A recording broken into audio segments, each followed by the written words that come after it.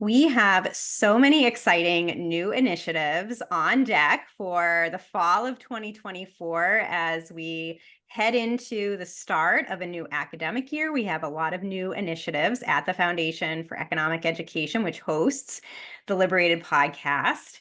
And a special new addition to the FEE team is my guest today, Nasiyah Isra-Ul, who is our new education associate for LiberatED. She's also the CAP fellow, a Koch associate program fellow. So she'll be working on interesting research and information gathering over the next year as part of that program, and doing a lot of outreach and content generation for us at FEE, including new articles that she'll be drafting, new multimedia content that she'll be helping to organize, and will be an occasional voice here on the LiberatED podcast, focused specifically on issues around youth empowerment and youth entrepreneurship.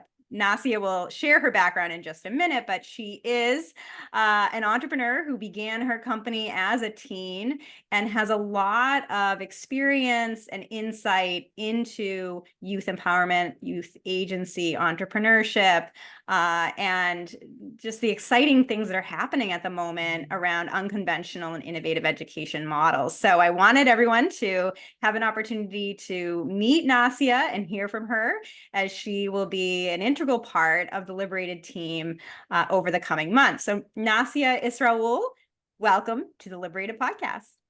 Thank you so much for having me. Yeah, it's amazing to be a part of the projects going on at FEE, especially considering this has been kind of like the dream job for me specifically, with the goals that I've had since I was a teenager for getting into education policy, and kind of paving the way forward for other youth entrepreneurs and innovators to feel like they can do this work too. Which is a big part of the voice that I'll be bringing to a lot of the projects that I'm working on for this year and the upcoming year. To get a little bit into my backstory, I know I was on here before and kind of shared a little bit about how I got started with what was my company called Canary Academy. We just recently rebranded, and now we are called Homeschool Empowered. So that's been an amazing process. Our documentary is being released on homeschooling in the Central Virginia area this month. So I'm really excited about that launch, and the trailer should be launching by next week. So there's a lot of really amazing things going on that have helped lead up to this moment for me, really building out my career in both education policy and entrepreneurship. And for a lot of people, it's really interesting because, I'm very young. I'm only 21. I think when I was on the podcast the first time, I was maybe like 19 or 20. And so a lot has happened just within that year, but a lot has definitely happened since I first started my organization at 14. So since that time, I have gone on to be an education policy researcher. I recently did a policy fellowship at a local think tank here in the state of Virginia. Got really integrated with different policy networks, and actually going to be speaking and have spoken at a number of conferences both this year and last year, really talking about the trends in education entrepreneurship. And so a lot of what got me started on that road was my experience in homeschooling, which I cannot mention enough. That's one of the reasons why I'm such a big homeschool advocate, and why I'm so passionate about promoting unconventional education, school choice, and education freedom, because I experienced the benefits firsthand, right? I would not have had the time that I had to spend on entrepreneurship and learning about innovation and getting started being an online tutor at 14, without being able to be homeschooled. So I always say that's been a big driving force in the career that I have now, and a big driving force in the work that I've been doing since that time. So I was homeschooled my entire K-12 education. So homeschool grad through and through. I graduated the year of 2020, so during the heat of the pandemic. And I actually went on to get a number of college credits in dual enrollment before I graduated, and then moved on. Now I'm in a master's program at Regent University in organizational leadership. So there's been this trajectory all the way from when I was being homeschooled homeschooled all the way to now.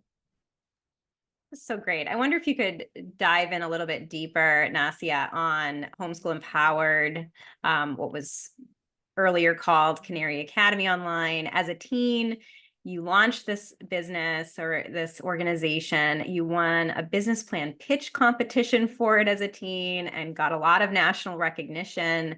Tell us a little bit more about that platform and the mission of that. It still continues today as a really high impact organization helping to promote homeschooling, particularly among low income homeschooling families or those from historically marginalized groups, and really supporting them, encouraging them to embrace a homeschooling lifestyle with a variety of different supports. So share a little bit about that story. Yes. So I got started building Canary Academy, which is now called Homeschool Empowered, when I was 14 to 15 years old. My mom had just started working full time again. She was a stay-at-home mom until that point, and she went back to work to support the family. So now both my parents are working, and we're trying to figure out how we're still going to do this homeschool thing. All of us were really dedicated to the homeschooling mission, and by this time, we just knew that we weren't going to do anything else. And unlike today, where there was a whole bunch of like co-ops and micro schools and all of these things in our area, there wasn't a lot of that at the time. And it wasn't really popular as it is today. So my family was like, okay, what are we going to do? And we decided that everyone would share responsibility for each other's homeschooling education. We'd hold each other accountable. We created our own little accountability groups.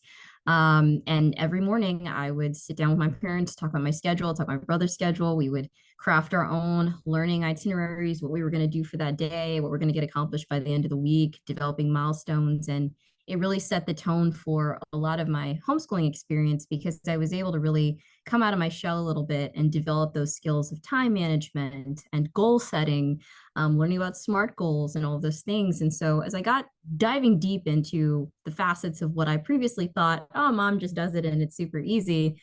When I actually saw how challenging it was to find curriculum, to get the proper books, to budget for the year, and all these other facets that went into it, I was like, this is not easy. There has to be an easier way to do this. And at the time, there was a lot of expensive options if you wanted to like do an academy online, or you just have to build your own curriculum if you didn't like what was already on the market. And the market was extremely saturated.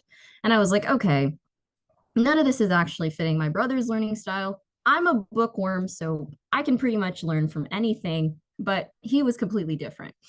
He liked to get up, he liked to move, he liked to work with his hands.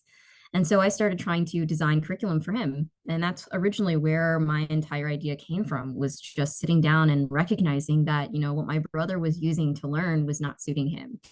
And it wasn't fitting his learning style of being a kinesthetic learner. And as I started learning about different learning styles and how students learn and metacognition and all these things, I get to do this stuff in homeschooling, like 14, 15 years old and learning about these types of things. And I was deeply fascinated with it. And coming from a family of educators, it was instilled in me from the youngest of years, the importance of good quality education and planning out where you wanted to be in life based on the educational trajectory that you had. And so I helped my brother. And really, that's where everything began, is just sitting down and adapting his books into videos or creating interactive games that he could play with. And things like that. And from there, other families started to say, hey, Nasiyah, can you make this for my kid? I heard about what you did with your brother. Can you create this custom curriculum for me? And eventually I started to see that parents were really into the whole customizable curriculum thing, where instead of having to buy something and put it together and take pieces from whichever books that were on the market and make it themselves, if they had a preset of modules with different worksheets and flashcards, and they could change out what they wanted, and there's like 3 different options for a singular lesson, tailoring to each learning style, they really appreciated that. And so that's what I did. And for the next couple of years, I built curriculum for my friends and for my brother. Started designing things in my spare time, and I was like, okay, after college, maybe I'll like start an online school or something, and maybe I'll sell these courses. And I always looked at, companies starting out like Khan Academy and was like, oh, this is so cool. You start from YouTube videos and you've gone to like this big platform of your own. And I'm like, I would love to do something like that. But I had no idea where to start, what to do. I had no idea even what went into running a nonprofit. And so then comes the pitch competition in 2020. During the right at the time of the pandemic, I received this like invitation from my honor society called the National Society of High School Scholars. To date, it's one of the only high school honor societies that allow homeschoolers in there. So it's a pretty cool organization. They sent out this notification saying we're going to have the Be Moreathon for the first year, and we want students of all ages to come and talk about their ideas for changing the world. And I was like, what idea do I have to change the world? And I honestly had no idea until it came back to my head like, you've been building this curriculum for kids all this time. Why not pitch that? And so I went out on a limb. I'd never done a pitch before. All I'd watched is Shark Tank. And so I just kept watching Shark Tank and Googling how to develop a business plan. And eventually I was able to put together an application that stood out amongst hundreds, and I was selected in the top 40. And from there, we went through elimination rounds where everyone had to pitch on time limit in front of judges for like 2 days.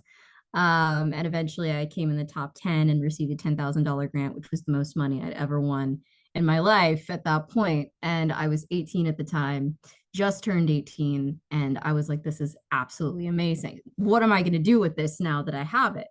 So I started researching nonprofits. I pitched it as a nonprofit because I realized like social impact businesses had a lot more to offer in society, and like a lot of the structure of the social impact business really stood out to me, and really spoke to me. And so I wanted to build a nonprofit. And by the end of 2021, we had a board of directors, we had bylaws, we were official 501c3, and everything that I'd planned for that previous year that I pitched in my milestone deck had actually been accomplished at that point. And we went from serving 12 families to, at the end of last year, we served about 1,100 families total. And so this year we realized that now that it's post-pandemic, we were created at a time when families needed guidance and input, custom curriculum. And now we're at a time where there's so much learning content out there. But what really sets us apart is the fact that we can provide content to families that show them, here's the creative parts of homeschooling that really can make homeschooling fun and engaging. And two, here's a network that can support you in your journey. And so we've realized that connecting homeschoolers with each other, resources, and stories was really important. And that's where our rebrand took place just this year. And Homeschool Empowered is now a national network supporting homeschooling families, leaders, and youth by offering opportunities to connect, network, and share their stories with the wider world. Wow. And it's just been such a great year, busy year for you, Yes. not only with the rebranding of Homeschool Empowered and the forthcoming documentary, but you also last year in 2023, last year around this time, won the prestigious Ed Prize Award for Education Yes. Innovation through State Policy Network. You then hosted the Virginia Education Innovation Conference to bring together education entrepreneurs and innovators across Virginia. And there's quite a few of them. Yeah. And you brought in the larger region, and you brought them together to share ideas and get inspiration, and also, kind of refine their entrepreneurial skills and impact as And their well. pitch. And Yes. their pitch, It's yes. like full circle. And then through that, you've also become increasingly interested in education policy and school choice policy. You're a research fellow at the Thomas Jefferson Institute in Virginia, a free market think tank there that really focuses on entrepreneurship, empowerment, and school choice. And I wonder if you can talk a little bit about sort of how you became interested in school choice policies. And when we say school choice policies, we mean policies that enable education funding to follow families to choose the best educational fit for their child, as opposed to having all of that funding locked up in district schools, particularly those that are assigned by zip code, with families not having a lot of choices. So I wonder if you can talk a little bit about your kind of discovery of school choice policy and your growing interest in it. Yeah. Well, I think The first time I ever heard about education policy was when I started getting into the homeschool space, like really deeply into research and trying to figure out what is going on the government level and at the policy level. Because being in, like, I loved government classes when I was in high school. I was all over it. I did almost every single type of elective related to government politics that I could. In college, the same, right? But I'd never really understood up until like maybe 3 years ago when Homeschool Empowered really took off, what education policy really entailed, what it focused on, and I did not know about school choice. Up until this point, I didn't even think about homeschooling being a part of a larger picture of a movement that's changing the way that we educate. I was more so focused on we need to help present homeschoolers, be able to get the support that they need. And about 3 years ago, I stumbled upon a number of works, specifically through the Vela Network, right, about education policy and school choice. And I'm like, what is this? What is school choice? And so I started doing some research on my own and really started to discover work like yours and Dr. Mike McShane and like all of these other amazing education policy researchers. And I was like, this is super fascinating. It like combines economics and policy and education, like all the stuff I love in one thing. And I was like, okay, I need to study this. So I went online, I went wild with studying. I just dove into every single article I could find. I researched all of the leaders in the movement. I studied what books had come out on publications with this. And then I started to see news articles start to pop up. As the pandemic moved through and we started getting into 2021, 2022, 2023, we started to see this upward tick in the amount of people talking about school choice. And more than just school choice being for private schools, there was this idea that school choice can benefit homeschoolers and micro schoolers. I'd never heard of what a micro school was until about 2 or 3 years ago. And even other types of non-traditional learning environments. And this was news to me because growing up in the early 2000s, homeschooling was not something that you talked about openly. It wasn't something that you just stood and told everybody, hey, I'm homeschooled. You kind of had to be asked, and you would get these weird looks and these questions of like, why aren't you in school, and kind of that. So I was used to that environment to homeschooling. So when I started coming out with my company and I'm trying to develop partnerships and people are saying, oh, this is fascinating, homeschooling is really on the rise, I said, it is really. I need to study why there's this upward trend. And I think from there I started to discover just how fascinating the entire world of policy, especially education policy, was. And I started to realize that there were not a lot of people my age that were involved in education policy.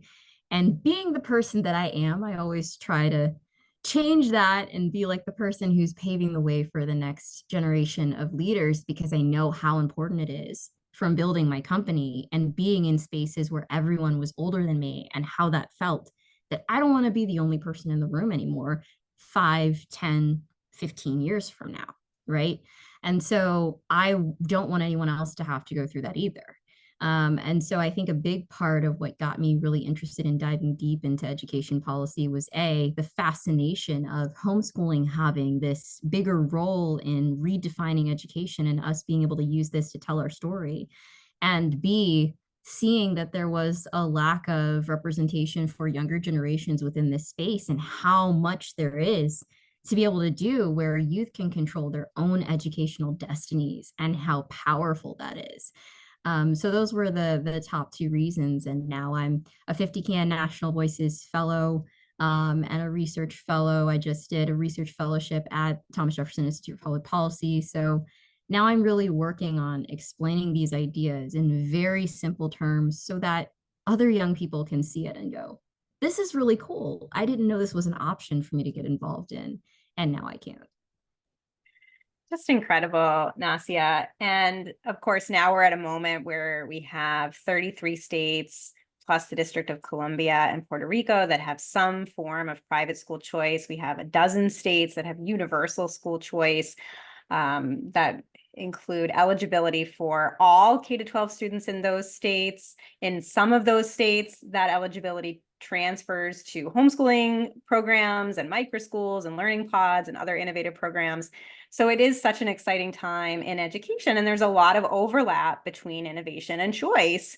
As we expand access for families through these policies, it's no surprise that we see skyrocketing entrepreneurship and innovation in especially these choice-heavy states. And so we'll be spotlighting that and continue to emphasize the importance of choice and innovation in our work. But in particular, Nasiyah, you are going to be focused now in kind of your full-time role at FEE, the Foundation for Economic Education. You're still a founder and an advisory role at Homeschool Empowered, but this will be taking up a lot of your time over the coming year here at FEE of really highlighting this idea of youth empowerment, student agency, self-direction. You are sort of the epitome of a self-directed learner, as you've described. Wanting to dig deeper into topics that interest you and then becoming a role model for others. And then also really helping to inspire and activate new education entrepreneurs and encourage more entrepreneurial youth as well as entrepreneurial parents and teachers to expand education options for families in all kinds of creative ways. So I wonder if you can talk a little bit, Nasiyah, about what you see with youth empowerment and especially youth entrepreneurship, because I know that this is something that you've focused on in the past. You've spoken to groups of young people about the power of entrepreneurship and why they should not feel like they have to wait to adulthood to start a business. I wonder if you could talk a little bit more about that.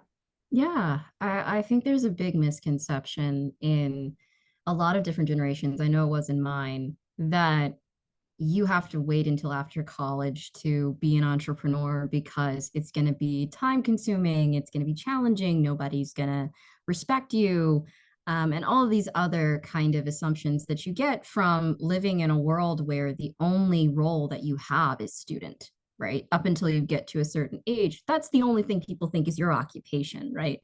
And I actually did an experiment where at a session I did at the AERO conference, the Alternative Education Resource Organization conference earlier this year, I spoke to a group of adults alongside my mom, and we did a test and we said, okay, we're showing you these pictures, right?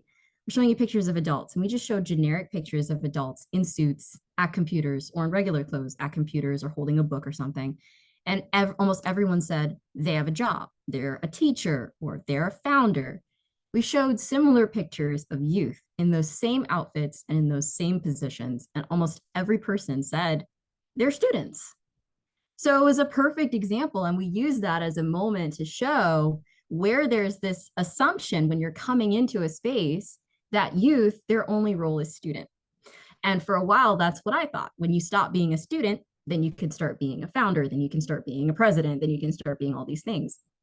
And it only really clicked that that wasn't the case and it didn't have to be the case when I started diving into entrepreneurship myself. And I realized that not only is this fun, educational, and really, really helpful for even when you get a regular job, right? Because your time management is already spot on because you have to manage yourself. And for me, I started having interns when I was like 18. I had people like working under me. I had a group of volunteers. I'm hiring both adults and youth, and I had to work within the different generational age gaps. All of these are valuable skills for if I'm going to continue running a business or getting a job later or even going back to school, right? So I think the misconception that students have to stop being students in order to become leaders is completely false. And that's why a lot of the work that I'm doing is focused on youth empowerment, because I feel like if youth can just see that it's possible, then they won't be as timid to be able to pursue it themselves and have to feel like they've got to be the rebel all the time in order to do something different than convention. And that's why I'm really big on unconventional education, because it's more than just, oh, I get to pick which subjects I study. No, you get to pick your future. Your entire academic and career destiny is wrapped up in this idea of how do I choose which classes I take? How do I manage my time? Which places do I go for field trips and for study? And how does that all tie into who I want to be as a person? And I think when we start to think of education in this way, it really can help bring about innovation and entrepreneurship naturally, right? I started my business as a teenager, and recently my brother followed and also started a business as a teenager. Now, I didn't hang it over his head and say, you better be a founder, because I was. And I didn't really mention anything about businesses to him other than what I was doing with my own. But he realized that this was something he wanted to do since he was 12. He's a graphic designer by nature, he's so artistic. And he decided he's going to create a company that focuses on animation and graphic design. And he founded it as soon as he turned 18. And so I think this is a perfect example. And I've talked to so many other homeschool youth who are doing the same thing. Recently, I held a grant competition that called for homeschool youth to submit their business ideas, giving back in the same way that I was granted funding for a pitch. They pitched to me, and I was able to give them some funds towards their business idea. And now I'm mentoring this wonderful homeschool young lady who is building a new way for the deaf and hard of hearing community to experience concerts, live concerts, through coding and engineering. And she's telling me her story. And I'm just like, this is amazing, right? And all of these students are having time to do this through homeschooling, through unconventional education. This is a big bulk of who they are as an individual. And it should never be something that people say, nah, you got to be a student first. You can't be both. And so I think as we tackle this assumption head on through our presence in this space, we'll start to really challenge these ideals of who can be a leader and who can't, and what that looks like, and completely redefine both K-12 education and post-secondary education from here on out. Yeah, and just unlock human ingenuity and Yes, progress by inspiring young people to exactly. put these incredible ideas into businesses and to become entrepreneurial. And I know that that, again, is something you're going to be very focused on. We're going to have lots of resources on the fee.org website for parents, for teachers, for entrepreneurs, as well as for young people Yes. about student empowerment and entrepreneurship. So I wonder if you could talk, Nasiyah, what are sort of your top tips for young people to become entrepreneurial, right? Some of it, I'm sure, is just go for it. Like, don't feel Mhm. like you have to wait. But, specifically, what would be some kind of key tips or advice you would have for, let's say, teenagers thinking about starting a business? Yes, the first thing that I would say is find your people, because one of the biggest challenges that I had early on was I faced imposter syndrome and didn't even know it, where I wanted to be in the in crowds of people who'd made it, so that I know that if I aligned with the right brands and the right people, that I would be able to get the mentorship I needed, and I would be able to scale my brand as well. And I think for a lot of people, when they first start businesses, especially young people, they're like, people won't trust my name alone. So I've got to try and align myself with an existing brand or an existing idea. And I say, find your people. Don't just find people, find your people. Because the biggest distinction between people and your people is that they're going to believe in you from the beginning when you're small. They don't have to wait until you become this big blown up thing in order to come back to you later and say, hey, you're amazing and we now want to work with you. So find those people who are going to be there for you from the very beginning, when you have one user testing your app, when you have two families in your online academy. Find those people who are going to believe in you and invest in you. And that just doesn't include monetary investment. It can include in-kind investments or investments of time, someone who's going to mentor you and pour into you. And so always look for those. The But second, who but who yeah, are those people, Nasiyah, and how do you yes, find them, right? Like if you're yes. not looking at sort of leaders in a field or a brand, how do you find these supporters? One of my favorite questions. The first thing is to work on your pitch, because once you work on your pitch, you're going to be able to share your idea with local businesses, with your co-op, with your micro school, with leaders and community organizations that are already doing similar work. And that's where I found the most success when I was young, is actually with the startups themselves, with organizations. And if you go on our site, most of our partners are startup co-ops, startup micro schools, or even just small businesses. in areas across the country who believed in the mission early on and have remained with us ever since. And so I would start there. Go into your local community, your libraries, your clubs, all of those different things that you do and are a part of already, and just share what you're passionate about and what you want to do. And the right people will be able to believe in that vision with you and help you build it. Great. And then I cut you off. You're about to say one other thing Yes. for aspiring youth entrepreneurs. Yes. The other tip that I would provide is never let you being the only one in the room stop you from being there. Because that's one of the things that I learned early on is, especially as I dove into policy and advocacy and all those things, is oftentimes I was the only one my age within the space. And that can be a challenge because being someone who hasn't always been super confident in your abilities or capabilities, it's easy to start doubting yourself, right? Oh man, I don't have a PhD, so people won't, trust what I say, or I don't have a bunch of data points, so people will keep asking me questions that I won't be able to answer, or all of these different thoughts can come to your head. Because as soon as you're the youngest person in the room, you're automatically like, I have to prove myself. But the best way to prove yourself is to just be yourself and to exist within that space as who you are, come as you are, and be ready to improve, take feedback, and grow. The best way to become a good leader is to be a good sponge of good information. Look for the people, again, who are going to pour into you, but also glean from the conversations that you're in, from the people that you meet, from the experiences that you have, both the good and the bad. And I think that's one of the most important things that I can share is never be afraid to be the only one in the room like you, because you're going to pave the way for more people like you to be in that space in the future. And I know you've also talked about grit being Yes, a big part of this as well. It's a lot of work to start a it business. It is. takes a lot of commitment. I It think is. you used the term grind. Maybe that Yes. was it. Yes. Yes, grind. And I'm about to create an acronym for that and like trademark it or something. But Great. grind is really what I define as not just being good at something or not just working hard at something, but number one, knowing that what you're doing holds value. Number two, knowing that what you're doing is going to change the world in one way or another, because whether you impact one person or a million people, each person impacts almost 10,000 people in their lifetime.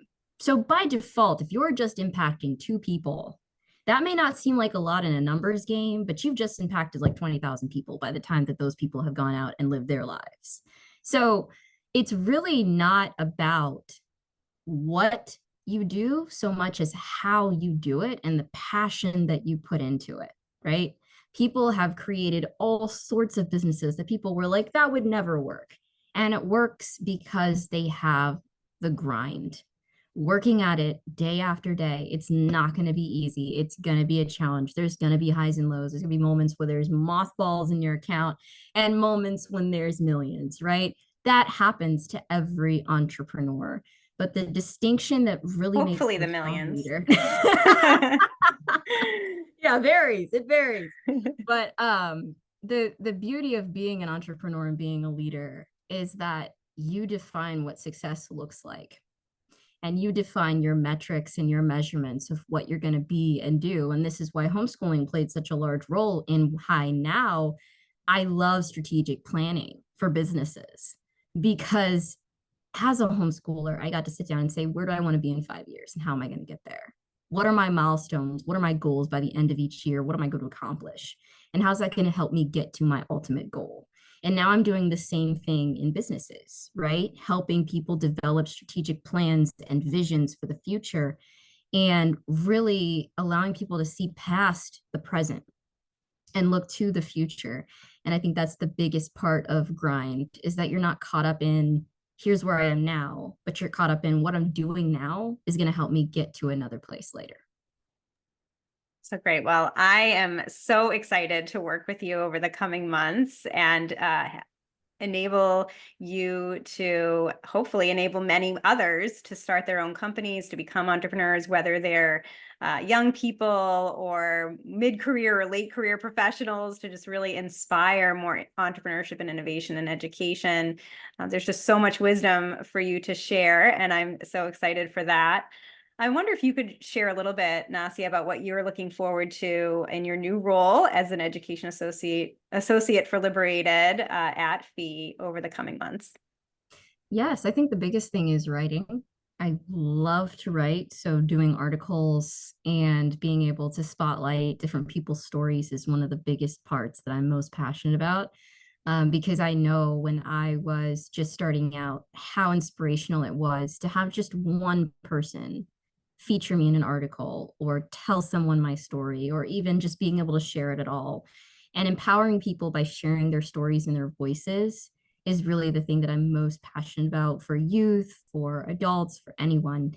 And so I think that's the biggest thing I'm excited about. I think the other thing is really being able to help with the planning and design of the expansion of the brand, and being able to really help with, again, that strategic planning and vision for the future. And I think that's going to be the second most exciting thing that I do here. Oh, so great. And you have a new article that will be coming out. So your premiere article at fee.org, which will be very exciting and will just be the very beginning of your voice on LiberatED and throughout the coming months at FEE. So I'm looking forward to all that's to come, and just so thrilled, so delighted to be working with you more closely. And Nasiyah Isra-Ul, thank you so much for being on the LiberatED podcast. Thank you for having me.